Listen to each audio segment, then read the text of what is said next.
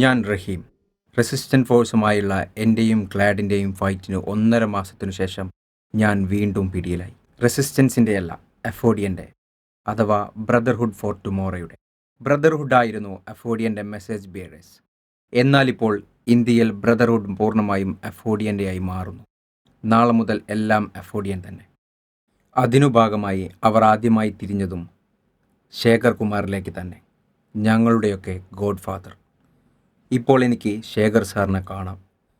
കുപ്പായത്തിൽ മുഴുവൻ ചോര, പല്ലുകൾ പലതും പൊട്ടിയിരിക്കുന്നു, കണ്ണുകളുടെ മുകളിലായി വലിയ നീരുകൾ.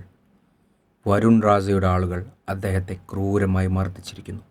ഞങ്ങളെ കൊച്ചി പോർട്ടിലെ ക്വായുടെ അടുത്ത് അവശരാക്കി മുട്ടുകുത്തിച്ച് നിർത്തിയിരിക്കുന്നു. കാഷ്യൻ ബോണിൻ്റെ വരവിനു ശേഷമാണ് ഇതെല്ലാം മാറുന്നത്. അയാളുടെ പിന്നിൽ അയാൾ വളരെ ഭയക്കുന്ന മറ്റൊരാളുണ്ട്. അയാളുടെ പേര് പക്ഷേ കാഷ്യൻ പോലും മിണ്ടാറില്ല.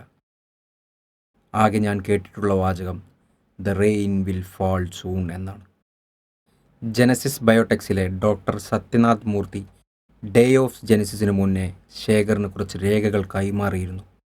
പിന്നീട് അയാൾ മരിച്ച വിവരം വൈകി അറിഞ്ഞ ശേഖർ സാർ അതിലേക്ക് അന്വേഷിച്ചിറങ്ങുന്നു.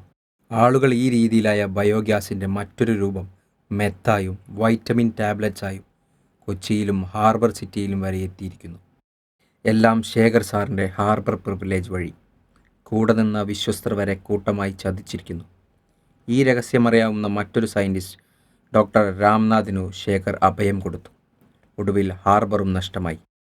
അതിപ്പോൾ വരുൺ റാസ എന്ന ശേഖറിൻ്റെ ആജന്മശത്രുവിൻ്റെ മകൻ്റെ കയ്യിൽ. വരുണിൻ്റെ അച്ഛനെ പണ്ട് കൊന്നതും ശേഖർ സാർ തന്നെ. ഇതിനെല്ലാം പുറമെ ബ്രദർഹുഡിന് മറ്റൊരു റൂളുണ്ട്, a brutal code, deserters must be executed. Shekhar sir പലതവണ മരണത്തെ മുന്നിൽ കണ്ടിട്ടുണ്ട്, രക്ഷപ്പെട്ടിട്ടുണ്ട്.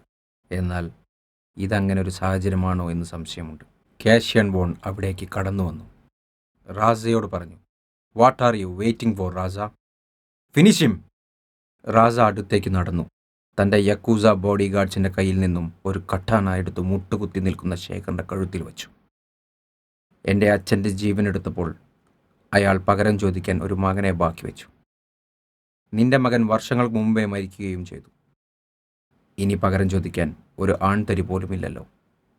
Shekhar, your bloodline ends now എന്നു പറഞ്ഞു. ശേഖർ ഇത് കേട്ട് ചിരിക്കാൻ തുടങ്ങി. ആ കട്ടാണ അദ്ദേഹത്തിൻ്റെ കഴുത്തിറുത്താൽ പിന്നീട് എന്തു സംഭവിക്കുമെന്നറിയാവുന്ന ഒരാളുടെ ചിരി. ശേഖർ പറഞ്ഞു, ഒരച്ഛന് ജീവൻ കൊടുത്തത് മാത്രമല്ല മക്കൾ, വളർത്തിയതിനെയും കൂട്ടിയാണ്. See you all soon in hell. റാസയുടെ കട്ടാണ ശേഖറിൻ്റെ കഴുത്തറുത്തു. ആ തല കടലിലേക്ക് വീണു. ശ്രദ്ധ തിരിഞ്ഞ സമയത്ത് ഞാനും എടുത്ത് കടലിലേക്ക് ചാടി. എന്നാൽ എൻ്റെ പിന്നാലെ അവർ വരാൻ മിനക്കെട്ടില്ല. ഹാർബർ സിറ്റിയിലെത്തണം.